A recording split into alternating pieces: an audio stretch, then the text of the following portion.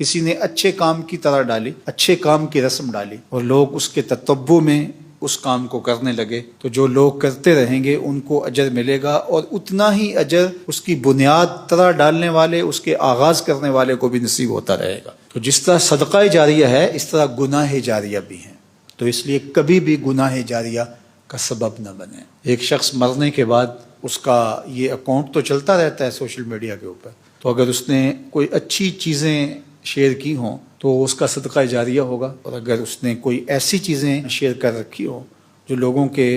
اخلاق کو بگاڑنے کا سبب ہے، فحاشی عریانی کو پھیلانے کا سبب ہے، نفرت انگیزی کا ذریعہ ہے، تفریق، تشتت اور اختلاف کا ذریعہ ہے، امتوں کو توڑنے کا ذریعہ ہے، تو پھر اس کا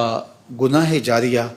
اس کو پھر ملتا رہے گا۔ تو ہمیشہ خیر کے کام کریں، گناہ کرنے کا کبھی سوچے بھی نہ، لیکن اگر کبھی زندگی میں گناہ سرزد ہو جائے تو فوراً توبہ کریں۔ اور جو توبہ کا مفہوم بیان کیا گیا وہ یہی کیا گیا ہے، جب انہیں یاد آ جاتا ہے تو فوراً اللہ کی طرف رجوع کر لیتے ہیں۔ تو گناہ جو ہوتا ہے صادر، وہ ایک غفلت کا پردہ آ جاتا ہے، اس غفلت کے پردے کی وجہ سے گناہ صادر ہو جاتا ہے۔ اس لیے پہلا قتل جو قابیل نے کیا حابیل کا، اس کی سزا اس کو ملے گی، اور قیامت تک جو قتل ہوں گے، قتل کی طرح اس نے ڈالی، بنیاد اس نے ڈالی، تو